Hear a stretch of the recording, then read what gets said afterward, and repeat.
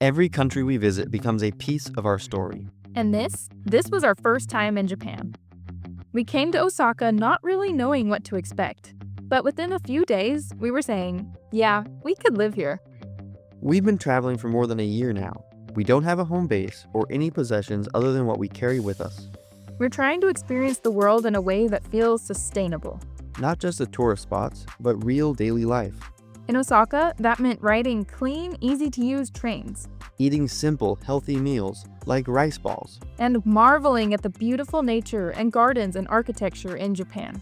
And surprise, we met up with our good friends that we met in Albania. Hi. I'm Noelle. And I'm Jonathan.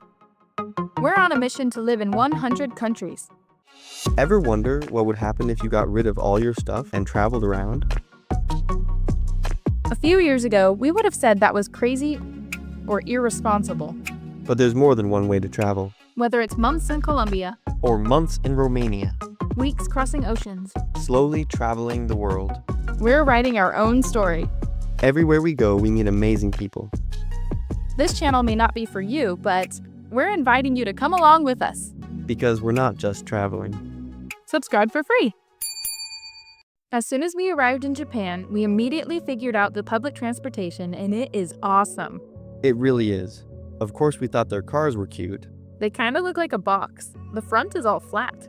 And we love all the bicycles too. Did you see that? An umbrella holder for the bike. Wow. But we really love the system of trains that connects everything. Yes, it is really convenient. In our last video, we bought a reloadable Icoca card, and it's been working really well. We just got the regular one that the locals use, and you can even attach it to your Apple Wallet. You don't even need to unlock your phone to use it. Just tap your phone to get in, and the fare is deducted when you exit, based on how far you've traveled.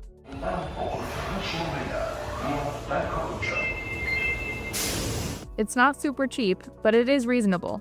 It costs us a few dollars to ride each time per person. And we just navigate using Google Maps and by reading the signs, which are in English as well as in Japanese. It's pretty simple, really. We use the trains to get everywhere, and even to meet up with our friends that we met in Albania. We all took the train to go see the Osaka Castle. And this is not just some ruins or something. We were surprised to find a real castle, and it's one of the top attractions in all of Japan. It really does feel like a castle. It has these massive stone walls, wide moats with boats. That looks really fun. It's pretty formidable. Everything about this place was built to impress and defend. The moats are still here, so you walk over these bridges, and it kind of hits you. This place was meant to be impenetrable. The main tower, 5 stories tall, covered in gold trim. It's bold and dramatic from every angle. Inside, there's actually a full museum. We didn't go in, but you'll find samurai armor, old maps, weapons, digital exhibits, and I hear the top floor has a nice view of Osaka. 1, 3, 2, 1. Come on, Osaka. Make some noise!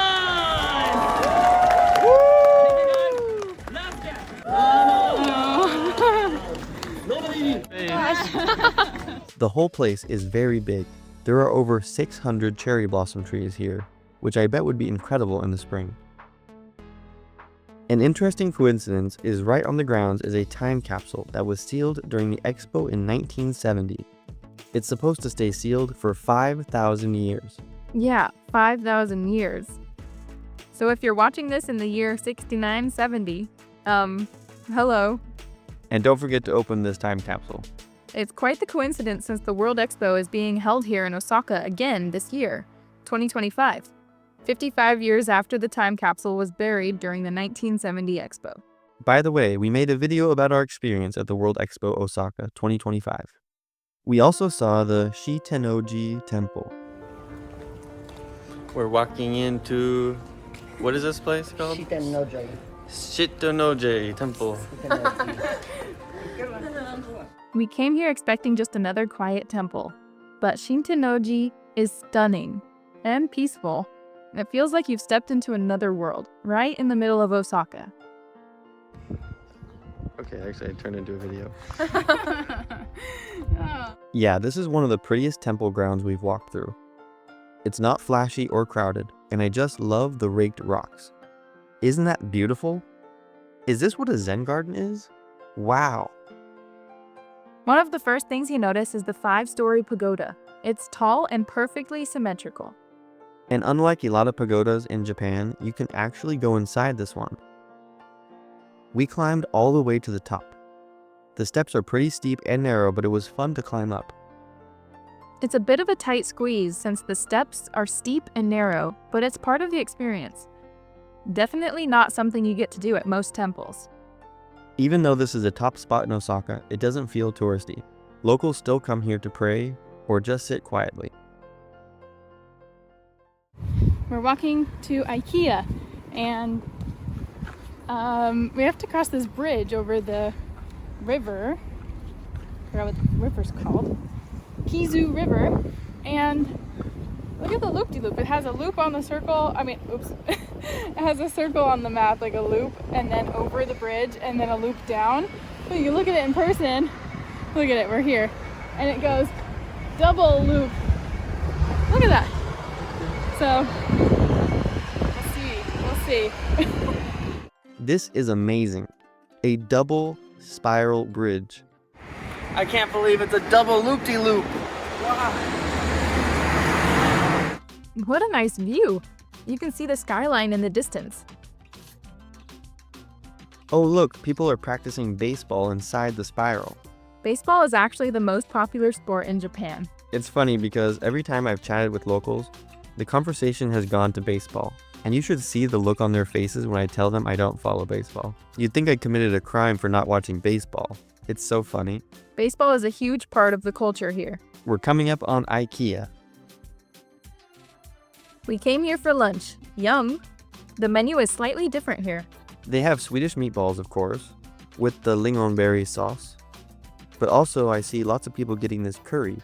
So I got it, and it's really good too. Across the street from IKEA is a Japanese home goods store.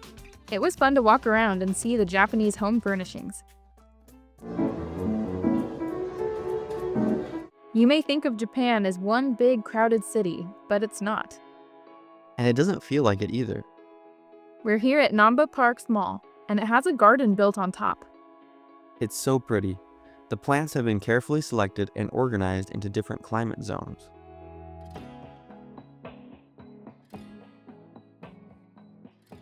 They have sumo wrestling at this mall. I think I prefer baseball. Take a look at these backpacks. We've seen so many kids wearing these backpacks. They are hundreds of dollars. I wonder what makes them so special. Remember how we said that Japan isn't just one big crowded city? Well, today we are hiking up a popular trail to Minnow Falls. It's about 30 minutes from downtown and easily accessible by train. It's not a hard hike. The whole thing is paved with bathrooms. It's a gentle walk along the river. Is it beautiful? Yeah, there's all these little waterfalls along the way. It's already so cute. The waterfall is very peaceful and beautiful as well.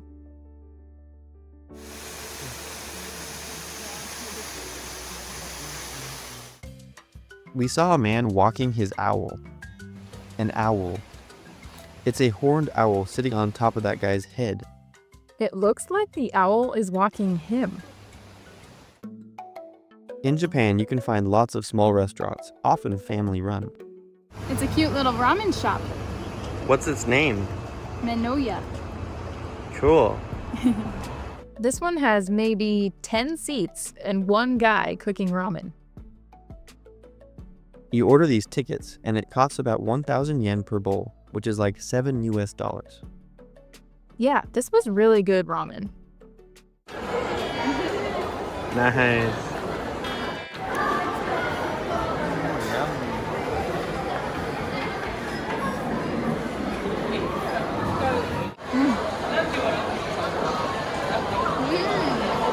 Tastes like chili?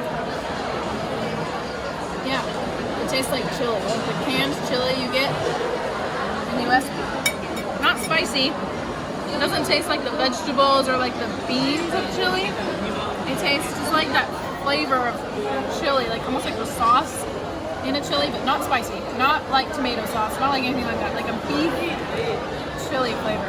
Very delicious. It's my favorite. Uh-oh, I'm gonna try it.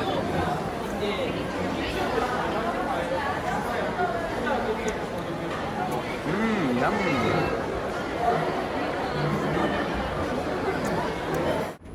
We're going to Sushiro, the conveyor belt sushi restaurant.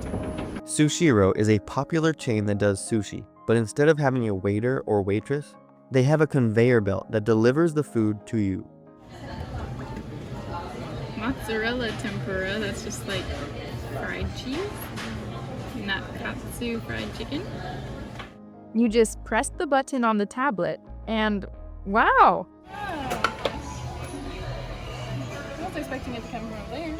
Everything we got here was delicious, and it gave us some good practice using chopsticks. Like cramps my hand. Whoa. Some of the sushi has cheese on it. I also got this melon sorbet. Of course, you don't have to eat out for every meal when you're traveling. You can go to the grocery store too. We don't mean 7-Eleven. Yes, you can buy food at the 7-Eleven, but they have grocery stores that are even better. And in our next video, we are going to be taking you with us to the grocery store. We'll also be trying some of the many things they sell there, so click like and subscribe so you don't miss out on our next videos in Japan. See you later. What does it taste like? It's like a lot of cream. The outside is like uncooked dough. Oh, it's not like a cake.